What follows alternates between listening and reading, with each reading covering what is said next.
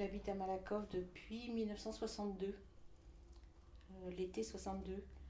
Donc je n'ai pas choisi de venir, c'était mes parents qui avaient obtenu un logement HLM, ce qui est une chose phénoménale en 62. Hein. Et c'est pas imaginable ce que c'était que d'avoir un logement à cette époque-là, puisqu'on vivait à 5 dans une pièce, à peu près grande comme ici, quoi. Mon itinéraire, c'était à l'époque, rue Paul-Vaillant-Couturier, aller à la gare de Vente-Malakoff pour arriver à Montparnasse, parce qu'il n'y avait pas le métro, il n'y avait pas les lignes de bus, il n'y avait pas tout ça. Donc c'était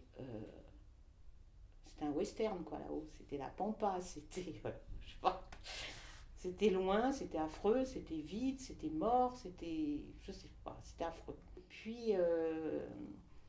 Et puis mon père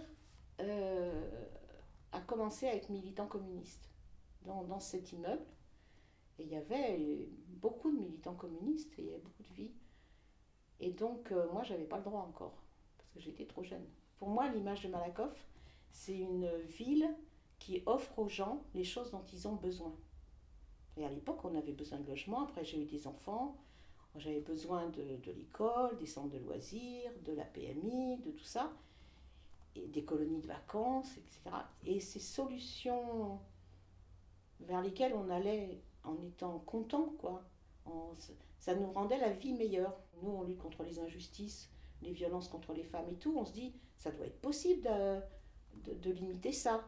On travaille sur l'égalité filles-garçons. Il ne faut pas grand-chose pour faire comprendre aux parents, aux enseignants, aux institutions que les filles et les garçons, c'est pareil, quoi. Faut arrêter avec ces bêtises. La question, c'est que les familles très populaires ne mettent pas les enfants en colonie de vacances, et que c'est les familles privilégiées qui, elles, ont une autre analyse et utilisent toutes ces prestations qui sont proposées, que ce soit le conservatoire, que ce soit...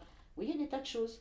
Donc, entre les décisions politiques de la ville de mettre à disposition des choses et l'appropriation par les gens de ce qu'il aurait... Alors, il y a des gens qui peuvent dire, oui, mais il y a des problèmes financiers et tout.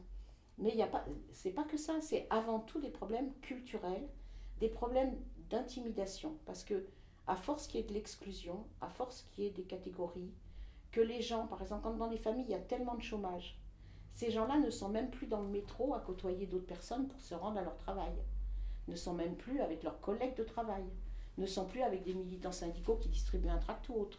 Donc ils sont dans un vase clos. Donc quand on a été enfermé longtemps, eh ben on n'ose plus sortir. Et quand on sort, on n'ose plus dire tu vas bien, moi je suis ci, moi je suis ça. On ne dit plus rien. Dans moi, je me sens communiste, complètement. Mais dans le fonctionnement et autres, avec les problèmes de parti, de tout ça, maintenant je suis plus, surtout que plus personne, de toute manière, de n'importe quel parti, ne milite de la manière où moi j'ai été communiste, vous comprenez, dans les années 70 jusqu'à 80, quoi, par là. La tranche entre mes 15 ans et 35 ans, j'ai été communiste à un moment où c'était merveilleux d'être militant, où c'était un bouillonnement, où ça m'a apporté énormément. Moi, j'ai fait l'université populaire, j'ai accouché à la maternité des Bleuets, j'ai manifesté contre la guerre au Vietnam, il y a eu le Chili, tout ça. Le souvenir que j'ai d'avant, c'est que la ville voulait des choses. Et nous, les habitants, on savait ce que la ville voulait et on accompagnait les élus pour gagner ce qu'on voulait. On était dans des batailles tout le temps. Moi, je me revois sur la ligne de chemin de fer avec Edmond Lemeunier, qui était un adjoint, et on avait des pancartes, et on voulait la ligne de métro. Et on a manifesté là pour avoir la ligne de métro. Après, il y avait des trucs par rapport aux histoires de TVA, pour construire les gymnases, etc. Il y avait des batailles. Et maintenant, je ne sais pas ce qu'ils veulent. Apparemment, ils n'ont pas besoin de nous. Alors que moi, j'aurais bien envie de me battre pour des bonnes choses pour tout le monde.